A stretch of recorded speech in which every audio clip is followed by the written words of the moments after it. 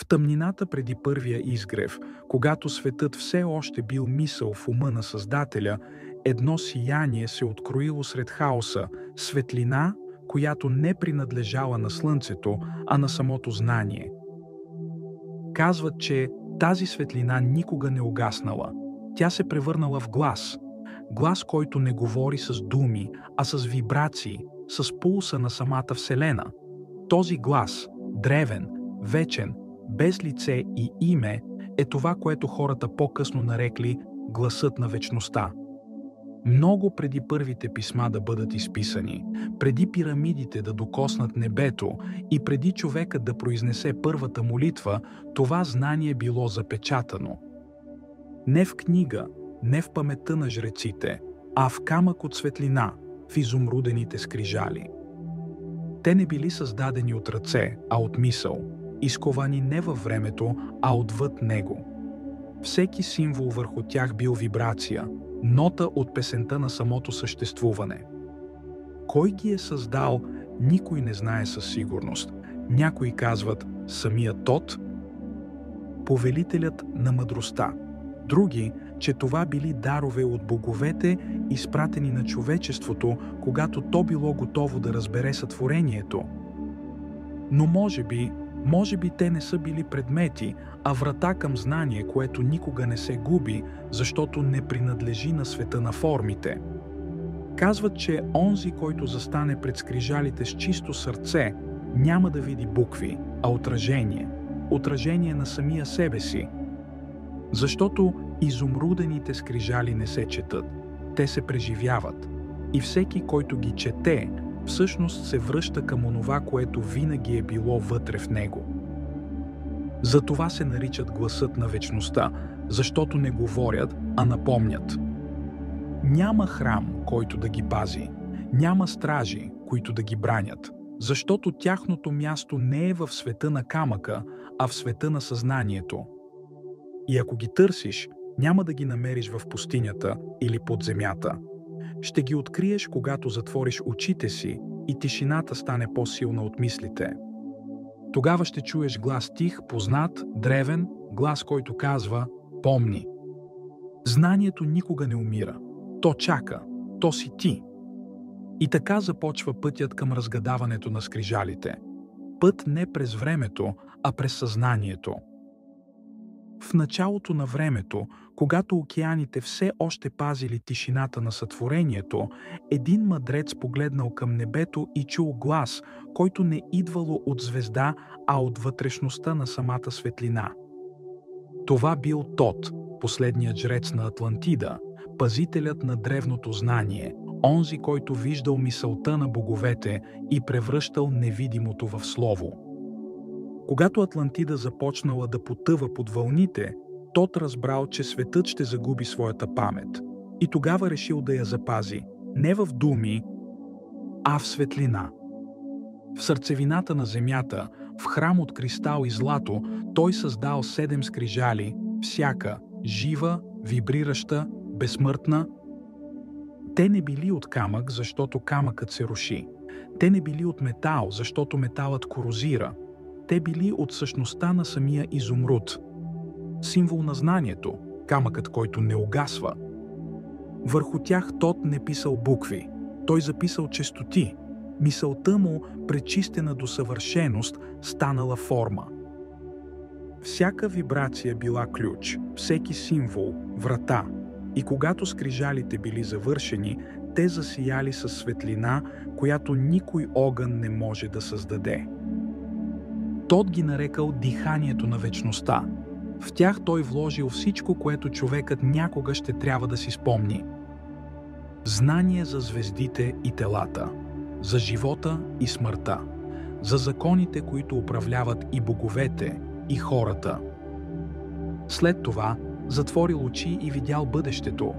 Векове на мрак. Войни, които ще разрушат храмовете, поколения, които ще забравят своята светлина. И тогава казал, ще ги скрия, докато светът отново стане достоен да ги види, докато човекът не осъзнае, че знанието не е оръжие, а мост към вечността. В нощта, Когато морето погълнало Атлантида, Тот стоял сам на върха на свещения храм. Мълнии прорязвали небето и светът се разпадал около него. Той издигнал скрижалите към звездите и прошепнал: „Нека този, който ме чуе, ме познае не по име, а по светлина.“ После ги скрил в недрата на земята, в място, където времето не тече. Под пирамидите, под пустинята, в сърцето на безкрая. Там ги оставил да чакат. Не избран народ, не избран цар, а избрано съзнание. Защото Тот знаел, че ден ще дойде, когато човекът ще вдигне глава от пепелта на собственото си невежество и ще си спомни, че е не просто плът, а светлина. И тогава, когато душата му се пробуди, изумрудените скрижали ще се разкрият сами, не в пясъка, а в съзнанието. Не в очите, а в сърцето. Защото те никога не са били изгубени, те винаги са били тук. И когато нощта се спусне върху земята и човекът се пита откъде идва знанието, тишината му отговаря с онзи древен глас: „Търси ме не в земята, а в себе си. Аз не съм написан, аз съм запомнен.“ Когато скрижалите се пробудят, те не говорят с думи. Техният език е честота, звук без звук, мисъл без мисли. Гласът им е като пулс на Вселената, ритъм, който пронизва всичко живо. Онзи, който слуша с ума си, няма да чуе нищо, но онзи, който слуша със сърцето си, ще чуе песен. Първия глас шепне: „Всичко е ум, Вселената е мисъл.“ Той разкрива, че всяко нещо – камък, дърво, звезда, човек – е мисъл, проявена във форма, че реалността не е място, а състояние на съзнанието. Втория глас говори: „Каквото е горе, това е и долу.“ Той учи, че светът е отражение, че всичко във Вселената е свързано, че няма граница между вътрешното и външното, между духа и материята. Третия глас трепти като огън: „Нищо не е неподвижно, всичко вибрира.“ И в този глас се крие истината, че промяната е живот. Че всеки дъх, всяка мисъл, всяко чувство е вълна от енергия, която отеква през цялото съществуване. Четвъртия глас е тих, но дълбок. Всичко има своята противоположност. Светлина и сянка, топлина и студ, любов и страх. Две страни на една и съща сила, която се нарича опит. Този глас не разделя, а обединява. Той казва: „Не бягай от тъмнината, тя е само светлина, която още не си видял.“ Петия глас идва като прилив. Всичко тече, всичко има ритъм. Вселената диша, разширява се и се свива, ражда се и умира, за да се роди отново. И този дъх, който усещаме като време, е ритъмът на вечността. Шестия глас е строг и ясен.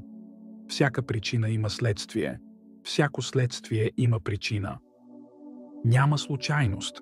Няма съдба, която да не е родена от собствената ни мисъл. Светът не ни наказва, той само отразява. И когато осъзнаем това, се превръщаме не в жертви, а в сътворци. И накрая идва седмия глас, най-тихият, но и най-силен. Във всичко живее мъжкото и женското начало. Две сили, вплетени в едно, които раждат движението на живота. Този глас ни напомня, че сътворението е танц, в който противоположностите не се борят, те се прегръщат. И когато седемте гласа се съберат, скрижалите засияват. Не със светлина, която може да се види, а с осъзнаване. Защото всяка вибрация е врата и всеки, който я чуе, може да премине отвъд. Тогава човекът разбира не с ума, а с цялото си същество, че той не е част от Вселената.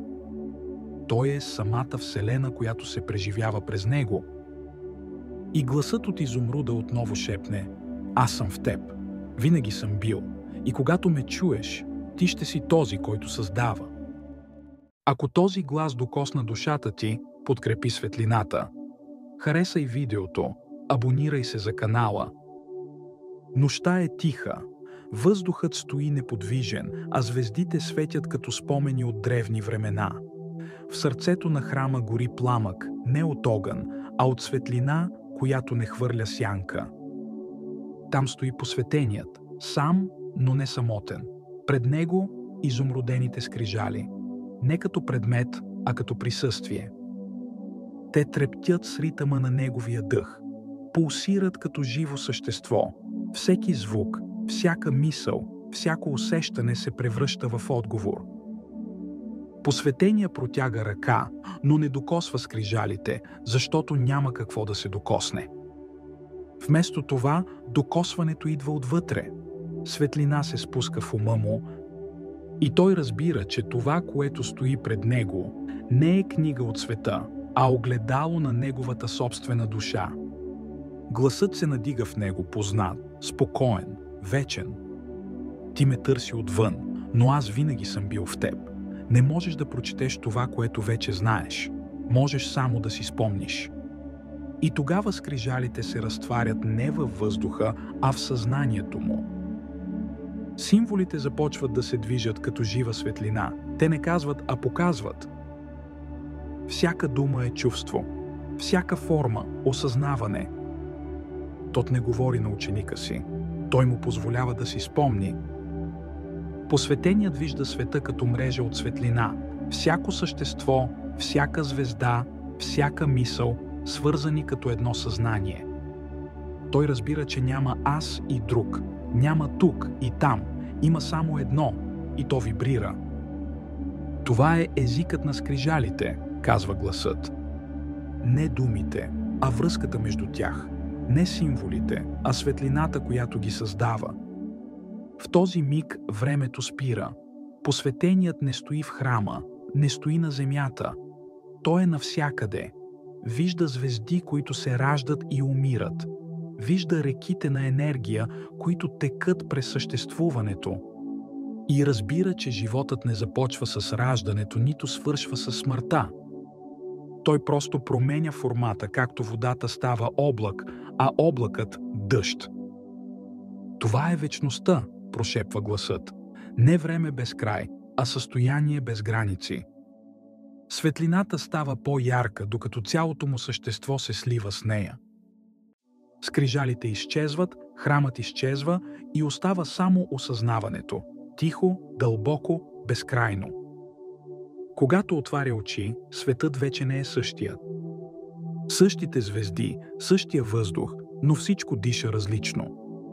Защото вече знае, скрижалите не са извън него. Те са самото му съзнание, разположено във форма, за да му напомня какво винаги е било. И гласът се завръща за последен път. Не ме търси повече, вече си ме намерил, и когато мълчиш, аз ще говоря чрез теб. Пламъкът угасва, нощта се превръща в изгрев. Посветеният излиза навън, не като човек, а като съзнание, което си е спомнило. Много векове отминаха, но вибрацията на скрижалите не заглъхна. Тя живее в мислите на онези, които търсят отвъд видимото. Някои ги търсеха в пясъка, други – под пирамидите, в недрата на земята, където времето е неподвижно, но никой не ги намери. Защото скрижалите не са предмет, а отражение. Те не се откриват, те се осъзнават. Всеки, който търси истината, започва да чува същия глас, който Тот е вложил в светлината. Понякога тих като дъх, понякога мощен като буря, но винаги ясен. Не гледай нагоре, не гледай надолу, шепне той. Погледни навътре. Вселената живее там.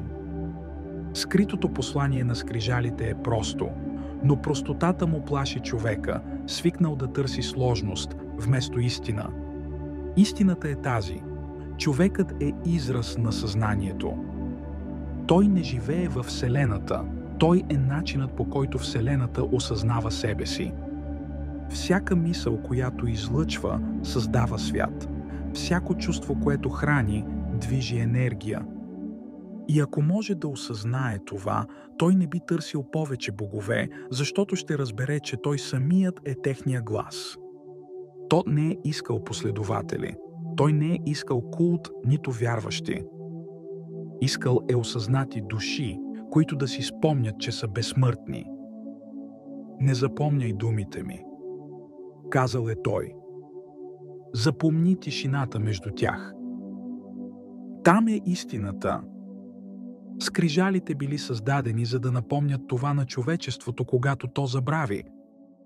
Да бъдат като огледало, в което, ако човекът се осмели да погледне, ще види не божество, а собствената си безкрайност. И може би за това Тот ги е скрил, не защото светът не бил готов, а защото човекът трябвало първо да се намери, за да може да ги разбере. Само когато съзнанието израсне над страха, думите на светлината могат да бъдат чути. И когато човекът осъзнае, че не е търсач, а самия път, скрижалите се отварят. Не в пясъка, не в пирамидите, а в сърцето му. Там, където никога не е имало начало и никога няма да има край. Аз съм гласът, който се връща, казва Тот. И всеки, който ме чуе, ще стане самия звук на вечността. Когато последният жрец затвори очи, а храмовете се превърнаха в пясък, знанието не изчезна. То просто смени своята форма. Влезе в реките, в дърветата, в камъните и най-вече в човешкото сърце. Гласът на Тот не умря. Той само смени своето ехо. Всяка мисъл, която търси светлина, всяко същество, което си спомня, става негова дума. Аз не говоря чрез времето, шепне той, а чрез осъзнаването. И когато човекът престане да пита «Кой съм аз?» и започне да усеща отговора, тогава скрижалите засияват в него. Защото заветът на Тот не е знание, а пробуждане. Не е писменост, а осъзнаване, че всяка душа е изумрудена плоча, върху която Вселената е изписала себе си. Тот не се е опитвал да обожестви себе си, той просто е пазил пламъка, докато човечеството отново се научи да го държи. И днес, когато светът отново стои на границата между мрак и светлина, същия глас се връща. Не за да напомни за миналото, а за да събуди бъдещето. Не ме търси в храмовете, казва Тот. Не ме търси в книгите. Аз съм гласа в теб, който ти шепне, когато си спокоен. И когато слушаш внимателно, можеш да чуеш думите му в дъха на вятъра, в песента на птиците, в трептенето на звездите. Ти си моето завръщане, казва той. Когато се пробудиш, аз се връщам. Защото аз не съм минало, аз съм споменът за това, което винаги е било. И така, изумрудените скрижали не са мит, те са огледало, в което виждаме колко дълбоко помним светлината. Човекът е ключът, а съзнанието – вратата. И когато последната сянка отмине и страхът се превърне в разбиране, гласът на вечността ще се разнесе отново. Тих, ясен, без начало и без край. Глас, който казва «Аз съм Тот, повелителят на мъдростта, и моите думи живеят във всеки, който се осмели да ги чуе». Пази светлината, човече, защото тя не е извън теб. Тя е твоето дихание. И когато я излъчиш, ще си спомниш кой си бил преди звездите. Ако този глас е докоснал съзнанието ти, позволи му да продължи да живее. Харесай видеото, абонирай се за канала и нека заедно пазим светлината на мъдростта. В следващото пътешествие ще потънем още по-дълбоко там, където започва сътворението и където душата си спомня своя произход. До тогава помни. Светлината никога не угасва, тя просто чака да я видиш отново.